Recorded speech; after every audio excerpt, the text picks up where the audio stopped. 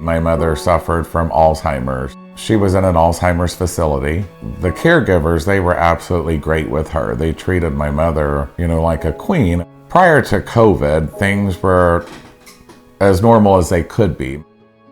The night before the lockdown, my mother and I walked to the dining room. We had dinner that evening. One of the directors came in and said that I was going to need to leave the facility because of COVID, but it probably would not be for a long period of time. And thinking it would be maybe a week or two, I would say after about the third week, I started noticing a change in my mother. It was already starting to take a toll on her and the other residents that were in the facility because I could see what was going on at the window. I never missed a window visit in 9 months. I was there every day. As the weeks and the months, dragged on, I could see that I was losing her. She was changing. Everybody in her wing, was changing. The facility had called me around the 1st of June for my mother's eye appointment. And I thought it was odd. I couldn't come into the facility, to see my mother, but because they were short-staffed at the facility, I could meet my mother at the eye doctor, at the optometrist. Because my mother really couldn't communicate with the Alzheimer's, I was able to be the person to communicate for her. Fortunately, the optometrist could see the decline in my mother since her last visit. And the doctor came in, he said, "Look, you have been away from your mother for almost 3 months at this point. So I'm giving you this room to visit with your mother.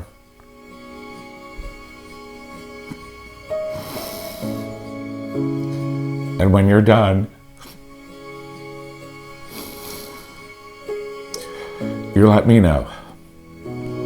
So I sat with my mom for about an hour. I just played music on my phone. We kind of talked. She actually started to sing. 1 week later, I was called in for end of life.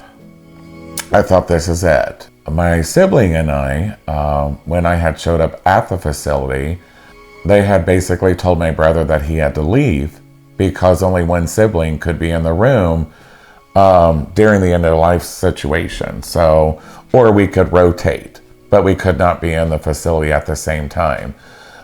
Fortunately, I had had several contacts and was able to use those contacts. I got a text from DeWine. They finagled away somehow, and they said to call your brother, that you both can be in for the end of life.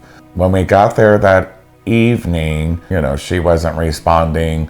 Her vitals were dropping. Just talked to her and, hugged her and kissed her and sang to her and, played some music on my phone.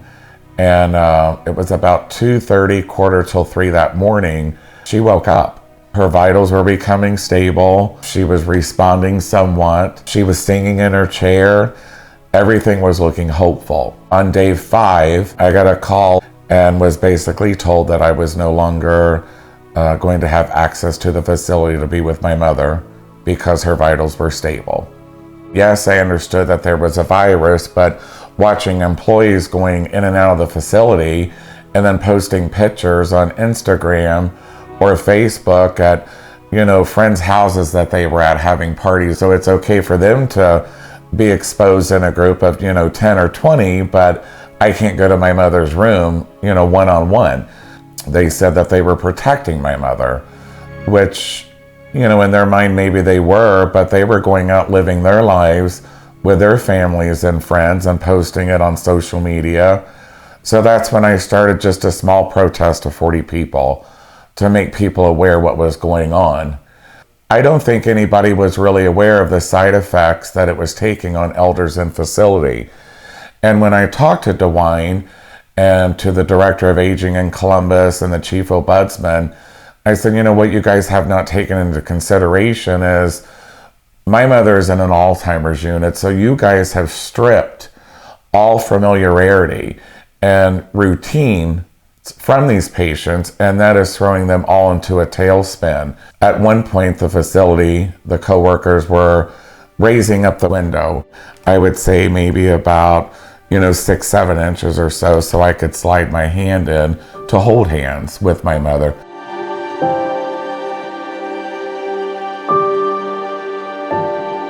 Unfortunately, when the president of Community first found out about this, he ordered the maintenance crew to screw screens on the outside of my mother's window so we could not hold hands anymore. I punched the screen out of the window frame and ripped it off, threw it down in some bushes there so that I could hold hands with my mother again. I mean, I thought they're trying to keep me from my mother, but now they're going to not let me hold my mother's hand, which was the only comfort.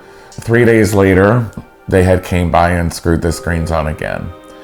And that's when I lost it. I took pictures of the screens. I started getting it out on social media, what the facility was doing. It was almost like they were punishing me, trying to find a way for me to go away. So I started reaching out to state representatives. I started calling DeWine, blowing his phone up, texting him, emailing him, calling him, and he was returning my calls. At the beginning, he was very compassionate, and when I was not seeing results, because I could see the deterioration, that my mother was going through. I'm fighting not only for my mother at this point, but for hundreds, if not thousands, of elders and facilities. I was fighting for a woman that had been fighting for me for 52 years. So it was my turn to fight for her. Had gotten a call from my mother's facility where they were going to grant my sibling and I visitation in the facility's chapel. I had questioned whether she was on crisis care or if this was end of life, and they said no.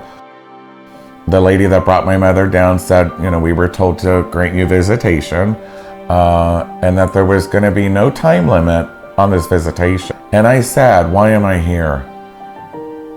Why am I here? And she said, you were here because you are constantly on the news. You have now spoken at the State House, and I believe the facility is afraid of what you are going to do and what your next move is going to be. So this was basically a way to try to keep my mouth shut. December the 27th, I got called in for end of life yet once again. They would not let my brother and I both in my mother's room. It was just wrong to allow one child to be in there when your mother is basically dying, and then, siblings are rotated in and out of the facility. Started to call Columbus, started to call media outlets, tell them what was going on. As soon as Columbus, of course, found out I was calling the media, I got a phone call and we were granted to both go in there. I was going to be the one in control if my mother was going to die.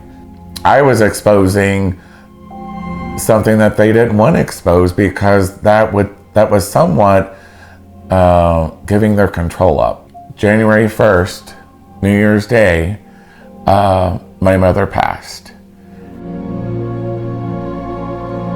There were a few texts back and forth, and that was just to say, hey, I'm sorry. No, you're not sorry, because if you were sorry, I would not be in this position that I was in, either with thousands or hundreds of other families. You have allowed this because, trying to keep people under your thumb with these bogus mandates that you're setting into place. And we've worked hard to protect the most vulnerable among us, because that is what Ohioans do.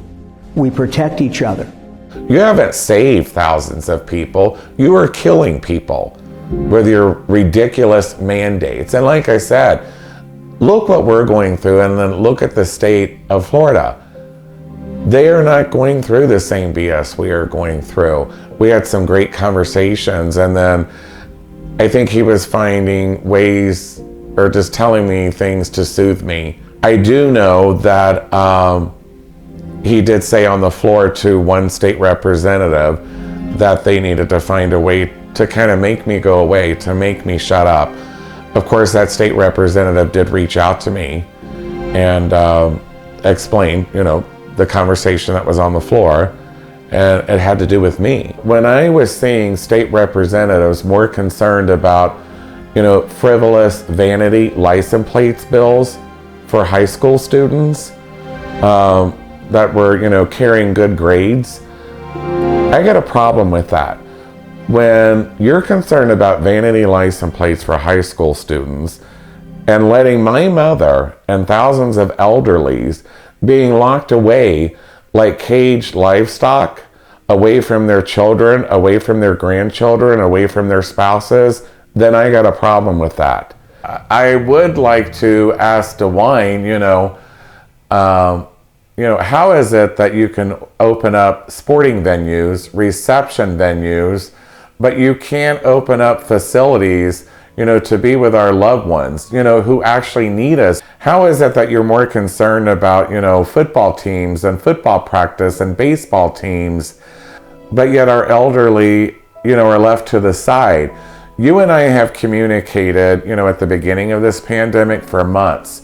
And then when I started asking you the tough questions or calling you out on your mandates or your smoke and mirrors, you kind of pushed me to the side and brushed me off. You didn't want to hear the truth. You didn't want to hear the tough questions and the true reality of the situation, because you weren't really seeing what was going on. I am someone, that was truly seeing, the situation that was going on with elders. I invited you to come down and visit my mother at a window at her facility, and you never got back to me on that visit. We've been careful, and we've been caring. You didn't care about me, and you didn't care about my mother, and you sure as hell did not care about the elderlies that you cage like zoo animals, like an exhibit at the zoo. This is not the time for us to be cutting our authority